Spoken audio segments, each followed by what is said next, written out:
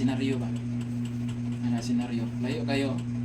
So, di siya kabot ani kutsilyo mga idol. Layo mo kayo na. Pati layo ah. So, kaputa ko no. Kaputa. Oo na. Okay, so sabay pa good. So, okay. Huwa na. Hiwa na yan tiyan. Okay, okay. Sag na oh. So, dagan na siya samad mga idol. So, dagan na siya samad. So, muna siya senaryo mga idol.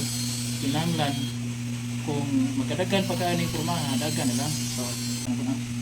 Yeah. Layo mo kayo na oh. Di mo kabot oh. Layo kayo. So, di na kumabot ang silyo mga idol. So, magpakinuoy ko niya. Sir, ayaw taon sir. Ayaw taon sir kay gusto pa ko mabuhi pa. Gusto pa ko mabuhi. Wala mo to sir. Sabi ko sir, gantay pa ko mga bata sir. Siya, saan pa man niya? Ako na isang itikdon. Itikdon mo na. Na. Ako na siyang balion. Kanibali ni.